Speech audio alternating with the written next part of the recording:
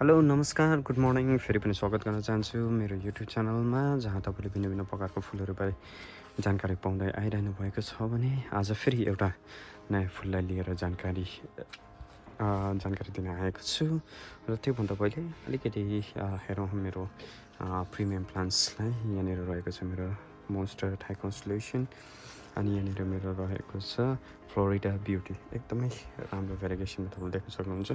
Florida beauty and anthurium crystallinum फुल्दैछ। Okay, and यहाँनिर केही मात्रामा भेरिगेटेड मोन्स्टेरा छ। ओके, कुनैमा नर्मल, यसमा नर्मल भेरिगेसन रहेको छ। यहाँ मुनि राम्रो भेरिगेसन थियो तर नयाँमा भेरिगेसन कम्ती आइरहेको छ र यो दुइटामा एउटा राम्रो भेरिगेसन, एउटा हाफ मुन छ, त्यसमा नि कम्ती नै छ भेरिगेसन। र पर बेगोनिया म्याकुलाटा, त्यसको छेउमा यहाँनिर मजुला पोथोस छ, त्यहाँनिर फाइलोडेन्ड्रन मेलानक्राइसम, फाइलोडेन्ड्रन पिङ्क प्रिन्सेस अनि यो सबै फुलहरू छ। यहाँनिर रिङ अफ फायर भयो होइन। सो यहाँनिर डिफ्रेन्ट प्रिमियम प्लान्टहरू भनौँ न मैले राखेको छु। एन्ड यो केही मात्रामा अस्ति दार्जिलिङ फ्लावर फेस्टिभलमा बिक्री भएर राखेका डेन्ड्रोबियमहरू छ, अलिअलि रहेको छ, जसलाई रिपोर्टिङ गरेर कतिले नयाँ सुट यसरी मजाले हिर्काउन थालिसकेको छ। र त्यसरी अगाडि बढ्दै यहाँनिर हामीले तपाईँले देख्न सक्नुहुन्छ यहाँ चाहिँ मेरो पेलार्गोनियम, जसले यहाँनिर तपाईँले देख्न सक्नुहुन्छ कोपिला लाग्न थालिसकेको छ। एक्चुअली मैले यसलाई फुल्न दिनु हुँदैन, यसलाई मैले के गर्नु भने काटेर कटिङ गर्नुपर्ने, तर सिन्स यो पेलार्गोनियम यही साल आएकोले गर्दाखेरि म यसलाई काट्दिनँ, किनकि मलाई पनि हेर्नु छ कुन कुन भेराइटिज छ अनि मात्र कटिङ गर्ने विचार गरेको छु। जुन चाहिँ म मार्च अप्रिलमा अभियसली फेब्रुअरीमा म फेरि गर्नेछु। फेब्रुअरी मार्च अप्रिलमा म फेरि यसलाई एकपल्ट कटिङ राख्न भ्याउनेछु। र त्यसरी नै अघि बढ्दै जाँदाखेरि यहाँनिर मेरो रहेको छ केही मात्रामा रहेको थियो पेन्जी, जसलाई मैले अस्ति मात्र रिपोर्टिङ गरिरहेको छु होइन। एन्ड यहाँनिर डायन्थस चाहिँ मैले ज्यादा रोपिनँ, यसै 10 स्याङ जस्तो रोपेको छु अनि यसलाई पनि मैले अस्ति रिपोर्टिङ गरिदिएँ। र ग्याजेनिया चाहिँ मैले ट्रेमा थियो, ट्रे जुन चाहिँ थियो सिडलिङ ट्रे, त्यसमा रहेको थियो। र ग्याजेनियालाई चाहिँ अहिले मैले यसलाई 2 इन्च पटमा हालेको छु। अनि त्यसरी अगाडि जाँदा यहाँनिर मेरो टेबल रोज रहेको छ। टेबल रोजलाई एकदमै राम्रो भएर आउँदैछ, एकदमै बुसी, पहिलादेखि नै बुसी भएर आइरहेछ। र यो चाहिँ अस्ति नै हालेको केही मात्रामा पेन्जियर छ, जसले चाहिँ फुल्न थालिसकेको छ। फर्स्टको 3-4वटा कोपिला चुडाए पश्चात चाहिँ अब टुरिज्म फेस्टिभलमा जुन चाहिँ 28 र 29 जनवरी चौरस्तामा हुन लागिरहेछ, त्यसको लागि चाहिँ यो पेन्जियर अब रेडी गरिँदैछ, फुल्नु दिँदैछ। प्रायः सबैले नै कोपिला नै चाहिन्छ र अबको 14-15 दिनमा प्रायः सबैलाई नै फुलेको हुन्छ। एक दुईवटा यहाँ स्याफ्रन येल्लो र ब्लड रेडमा मेरो यहाँनिर क्रिसमस क्याक्टस मदर प्लान्ट अर्को सालको लागि। र यहाँनिर छ मेरो एसिनेन्टिस अथवा लिपस्टिक प्लान्ट, जुन चाहिँ भर्खर फर्किँदैछ। ओके, सो यो सब रहेको छ। अनि हामी आज चाहिँ के गर्छौँ भन्दाखेरि चाहिँ आज चाहिँ हामी पेलार्गोनियमको जुन चाहिँ छ, यो पेलार्गोनियम जुन चाहिँ यो 3 इन्चको पटमा छ, 3 इन्चको पटमा चाहिँ यसलाई चाहिँ हामी रिपोर्टिङ गर्नेछौँ। 3 इन्च 4 इन्च पट जुन चाहिँ छ, यसलाई चाहिँ हामी रिपोर्टिङ गरेर 6 इन्चको पटमा हामी यसलाई आज 5 इन्चको पटमा हामी यसलाई हाल्नेछौँ। ओके, सो यसकै लागि मैले तपाईँहरूलाई यो भिडियो बनाएको छु, भिडियोलाई अन्तसम्म हेरिदिनु होला। एन्ड तपाईँले यहाँ पेलार्गोनियम देख्न सक्नुहुन्छ। जहिले पनि रिपोर्टिङ गर्नु अगाडि 2-3 दिन अगाडि नै पानी नहाल्ने हो। पानी हाल्दैन भने चाहिँ तपाईँको ठिकै सुक्खा बस्छ, पटबाट सबै निकाल्नु सजिलो हुन्छ। ओके, सो रिपोर्टिङ गर्दा के हाल्ने त पहिलाबाट चिल्लाउने भएर चाहिँ मैले यहाँनिर अस्ति कम्पोस्ट लागि राखेको थिएँ, एकदमै राम्रो भएको छ है। यो जुन चाहिँ पत्ताको मल छ, यो पत्ताको मल र बलुवा मात्र हाल्ने, अरू केही नहाल्ने, केही पर्दैन। गाईको मल पर्छ नि यसमा, एकदम पत्ताको मल र खन्नु बिस्तारै। ओके,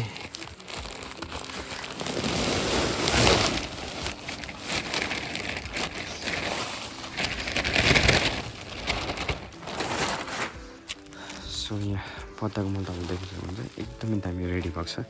साह्रै केलाउनु पनि पर्दैन। यो पत्ता यो ठुल्ठुलो यस्तो डन्ठीहरू चाहिँ निकाल्नुपर्ने छ, बाँकीको यो पत्ताको मल यो नै काम गर्छ। ओके, सो पत्ताको मल काम गर्छ। अब यसमा चाहिँ के हाल्नुपर्छ तपाईँले, यसमा चाहिँ हामी बलुवा लिएर हाल्नुपर्छ। म बलुवा लिएर आउँछु है। बोले त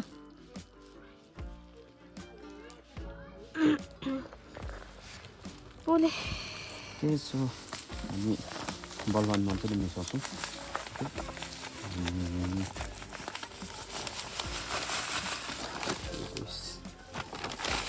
मैले अस्ति निकाल्दै थिएँ एउटा माएन त यस्तो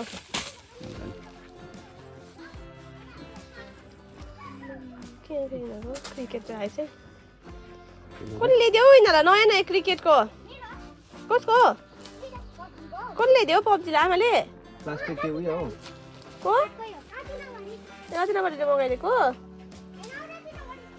ए अच्छा अब म नि आउँछु खेल्नु ल आउनु कि नआउनु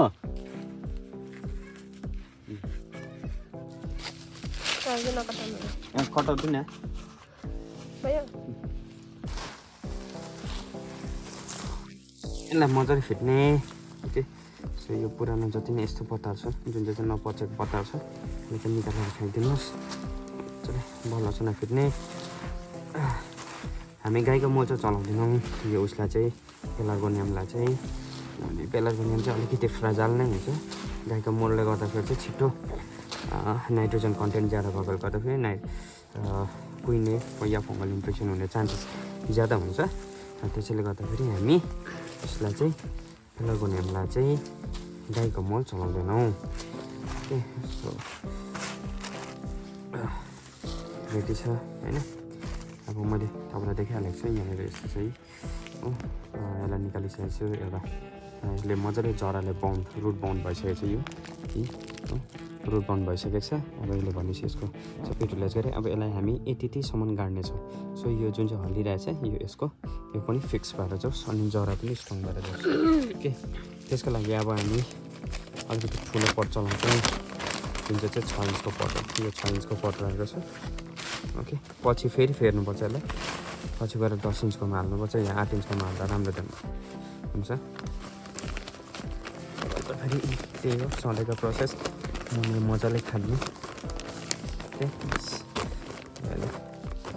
देन यसलाई राख्नु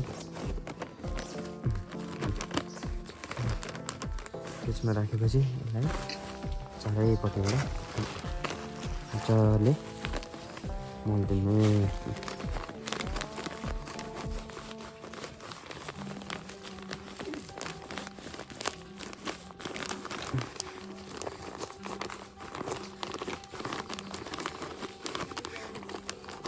सुक्खा मल छ भने चाहिँ मजाले खानु तर चिसो मल छ भने चाहिँ साह्रै ज्यादा खानु हुँदैन फेरि एयर लक भएर बस्छ एयर अनि वाटर लक भएर बस्छ सो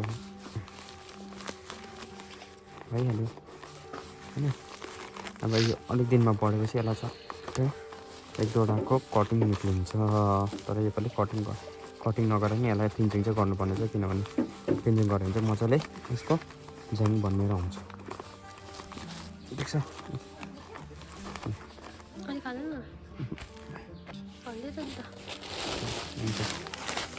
नेक्स्ट मजा प्रोसेस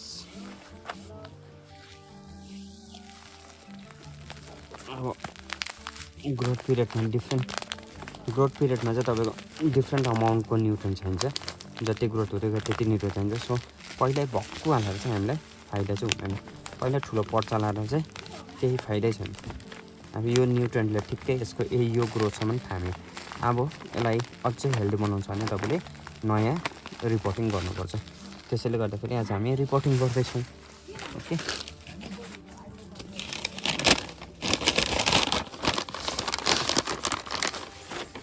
मिक्स हुने रहेछ पट चाहिँ 4 र 5 इन्चको चाहिँ मिक्स हुनु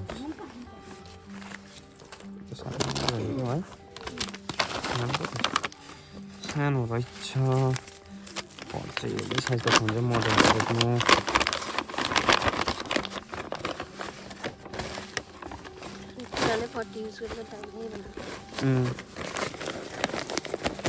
युज यसको चाहिँ त्यति चाहिँ फाइदा छ युज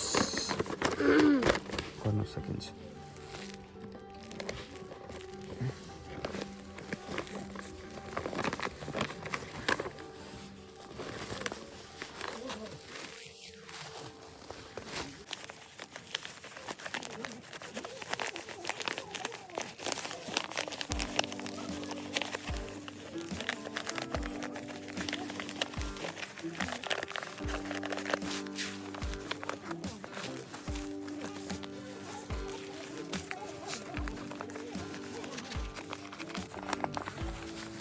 योहरू चाहिँ यो साल चाहिँ मेरो पेलार्गोनियमको चाहिँ फर्स्ट इयर हो। योभन्दा अगाडि मैले सिधै ठुल्ठुलो फुलेको ल्याएर रोपेको थिएँ, त्यहाँबाट चाहिँ मैले त्यसलाई मदर प्लान्ट चाहिँ राखिनँ। सो यो साल चाहिँ मेरो लागि एकदम पेलार्गोनियम चाहिँ न्यू हो। हुन्छ आजसम्म मैले जे गर्दैछु आजसम्मको चाहिँ हजुर आजसम्म चाहिँ एकदमै सक्सेस छ। अब यो पेलार्गोनियम चाहिँ साह्रै उयो म जस्तो लागेको छैन, किनभने चाहिँ यसले पहिला नै कोपिला हानिसकेको छ। कोपिला हान्दैछ त्यो मसिनो फुल्ने पेलार्गोनियम जस्तो कि पेलार्गोनियममा नै डिफ्रेन्ट भेराइटिज छ। कसैले ठुल्ठुलो फुल्छ, कसैले सानो सानो फुल्छ, मेबी सानो फुल्ने होला।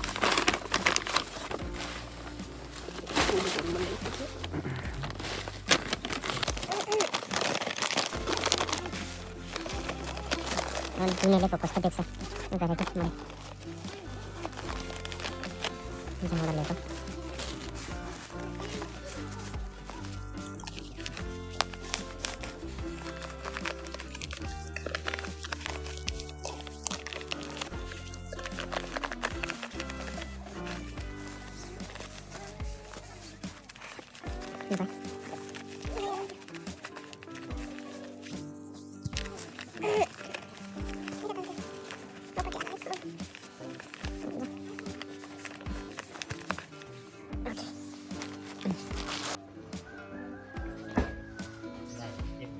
सो हामीले यति रिपोर्टिङ गरिसक्यो। मलाई मेरो वाइफले हेल्प गर्नुभयो र यति चाहिँ रिपोर्टिङ गरिसक्यो र धेरै नै अझै पनि बाँकी नै छ, आधा घन्टा ज्यादा अझै नै बाँकी नै छ। 16 जस्तो रहेको छ।